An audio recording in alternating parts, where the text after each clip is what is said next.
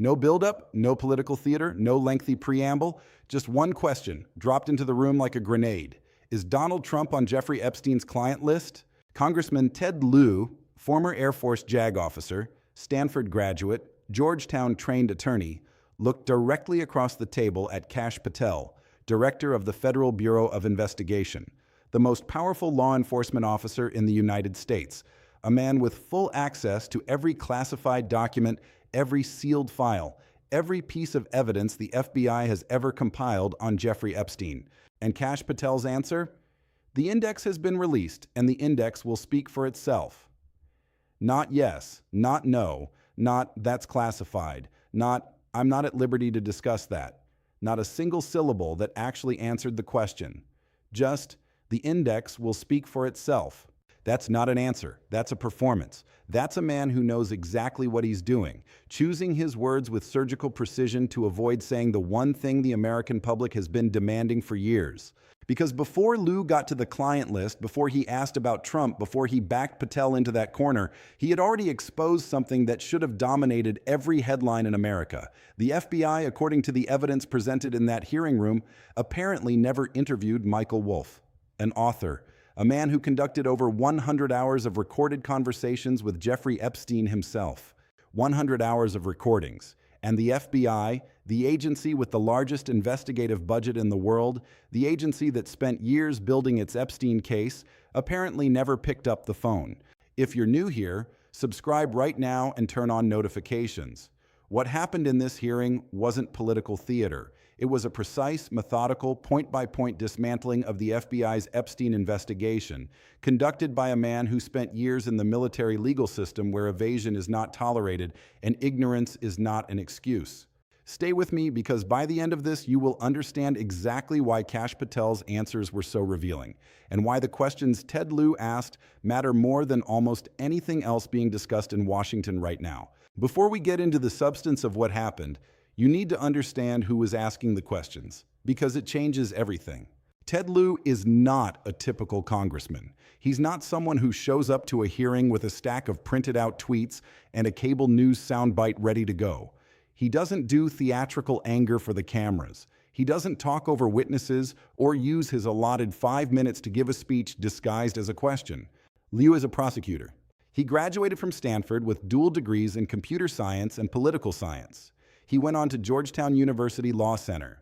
And then, instead of going straight into politics or big law, he joined the United States Air Force as a Judge Advocate General, a JAG officer. For those unfamiliar, JAG officers are military lawyers. They operate within the Uniform Code of Military Justice, a system where the rules are strict, the consequences are real, and evasive answers have zero tolerance.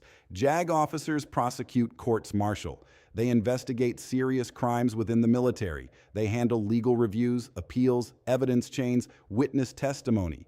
They know exactly how an investigation is supposed to be conducted, what a properly run inquiry looks like, and, critically, what a poorly run one looks like. After his active duty service, Lieu remained in the Air Force Reserves.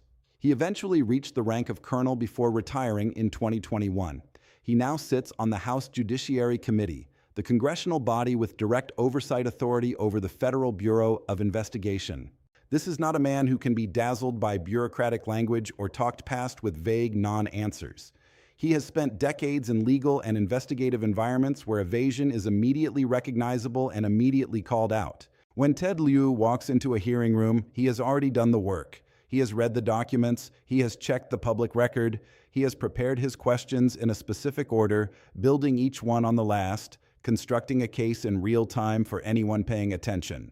Kash Patel was not facing a politician looking for a soundbite on the evening news. He was facing a colonel and a trained military prosecutor who knows exactly what a real investigation looks like, and exactly what it looks like when one has gone wrong. Lieu didn't start with the explosive stuff. He started with the basics, the documented facts, the public record. He asked Patel to confirm something simple, that the FBI searched Jeffrey Epstein's Manhattan residence. Patel confirmed it. 2 locations, actually, he noted. The search happened in 2019. Lieu pressed forward. And in that residence, the FBI found a safe? Patel's response was immediate and, to anyone paying close attention, deeply revealing. I don't have the catalog of evidence in front of me. Pause on that for a moment. The FBI director, who is sitting before Congress testifying about the Epstein investigation, does not have the evidence catalog in front of him for one of the most high-profile criminal cases in the history of the United States, a case that has generated years of public demand, congressional pressure, FOIA requests, and intense media scrutiny. He doesn't have the catalog, Lieu asked again. Patel relented. I'll accept your representation. Not, yes, a safe was found. Not, correct, that's in the record.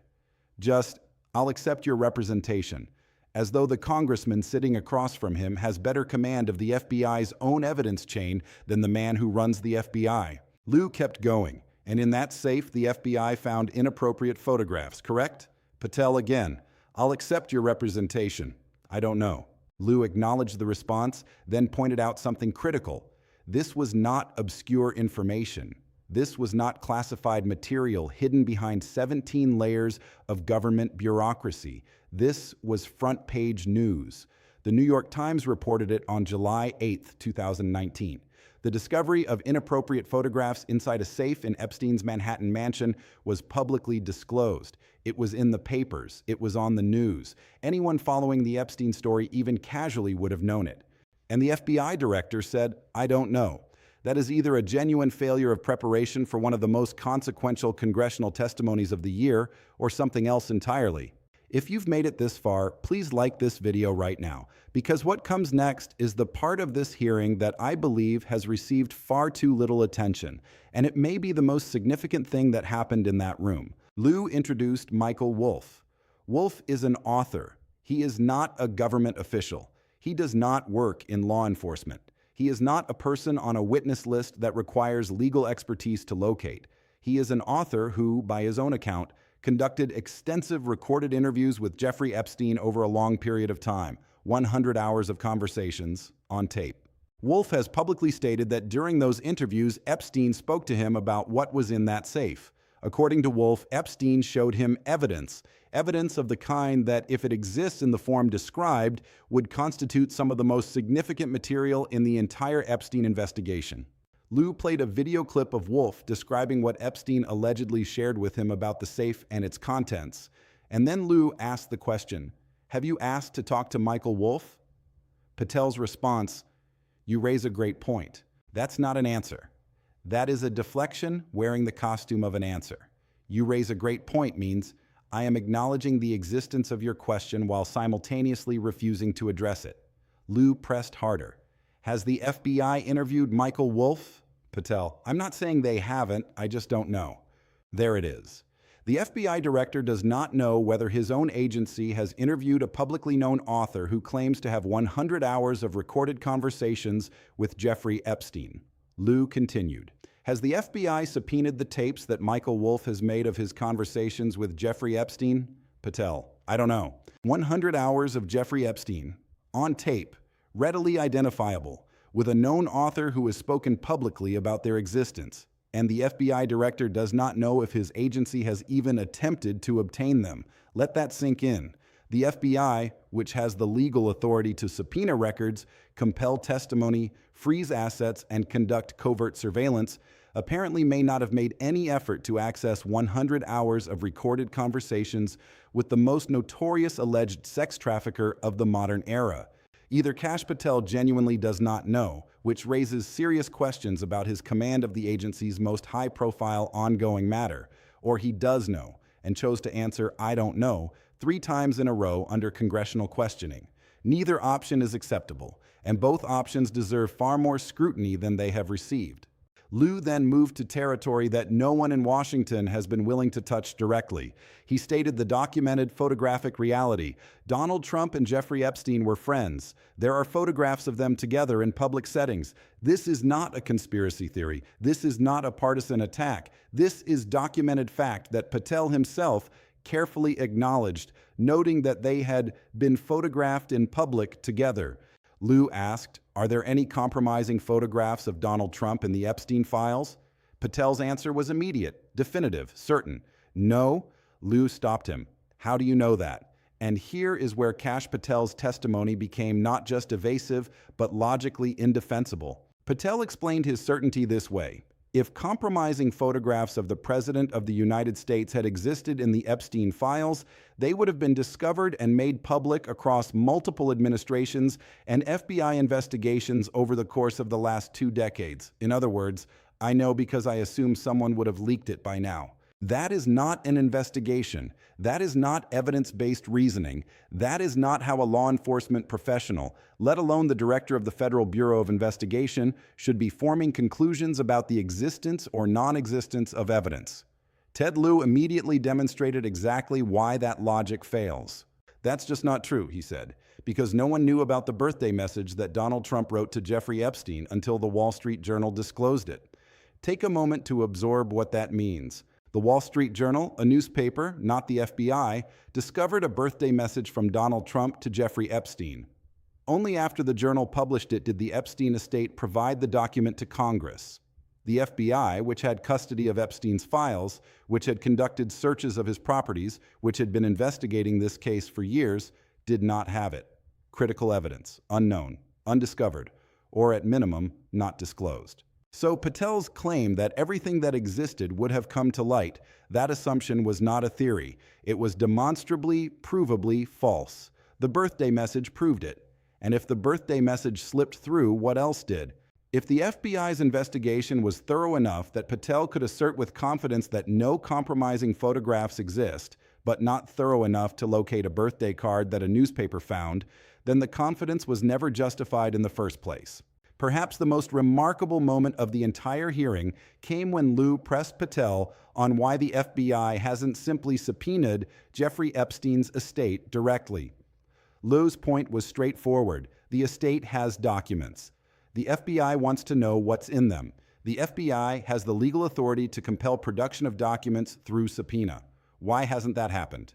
Patel's response stunned the room. The estate is under no obligation to provide that material, even pursuant to a subpoena. Ted Lieu, in a moment that will likely be replayed for years, responded with 4 words that cut right through the bureaucratic fog. "You're the freaking FBI." Because here is the reality that Patel's statement obscured or simply got wrong. The FBI absolutely can subpoena the estate of Jeffrey Epstein. Federal agencies subpoena private entities constantly. They subpoena corporations. They subpoena estates. They subpoena foreign nationals. They subpoena banks, telecommunications companies, social media platforms, and law firms. The FBI's subpoena authority is among the broadest and most powerful in the American legal system. The idea that a private estate is somehow beyond the reach of an FBI subpoena is either a fundamental misunderstanding of how the law works, which, for the director of the FBI, would be extraordinarily alarming, or it is a deliberate misrepresentation designed to make the committee believe the FBI is powerless in an area where it is, in fact, quite powerful. Patel pushed back. "That's literally not how it works," he said. But Lieu had already made the point that mattered. If the FBI wanted that information, the tools to get it exist. If they haven't used those tools, the question isn't capability. The question is will. The question is whether the FBI wants that information, or whether obtaining it would be inconvenient for reasons that have nothing to do with the law. Leave your thoughts on this in the comments, because I want to know, what is your read on why the FBI hasn't moved to subpoena the Epstein estate? Genuine legal limitation, strategic delay, or something else entirely? Lieu arrived at his final destination, the client list. This is the document, the index of names, that has been the subject of years of demands, speculation, freedom of information requests, and congressional pressure. Attorney General Pam Bondi has confirmed it exists. Kash Patel himself has confirmed in previous testimony that it exists. The names within it allegedly represent individuals connected to Jeffrey Epstein's activities, clients, associates, participants. Lieu started with Prince Andrew. Is Prince Andrew on Epstein's client list? Patel deflected.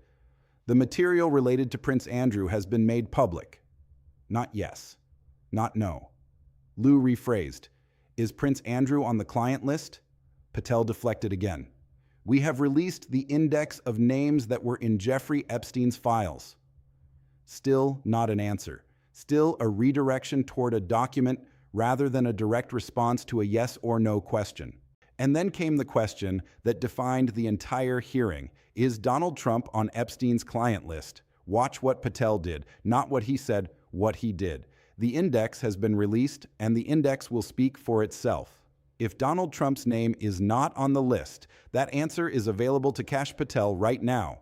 It is a one-syllable answer. No, just no.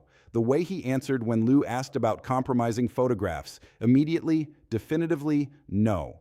But that's not what happened here. Here, with the client list question, Patel chose his four most carefully constructed words. The index will speak for itself. That is not a denial. That is not a confirmation. That is the strategic deployment of ambiguity by a man who has thought very carefully about exactly what he is and is not willing to say. Step back and look at the full picture of what Kash Patel said and didn't say across this entire hearing. He didn't know if the FBI interviewed Michael Wolff. He didn't know if the FBI subpoenaed 100 hours of Epstein recordings. He didn't have the evidence catalog in front of him for one of the most significant cases in recent American history. He claimed certainty that no compromising photographs of Trump exist, and based that certainty on the assumption that evidence would have surfaced by now, an assumption immediately disproved by the birthday message. He claimed the FBI cannot subpoena the Epstein estate, which is either legally incorrect or strategically misleading, and he refused to give a yes or no answer to whether Donald Trump appears on the Epstein client list.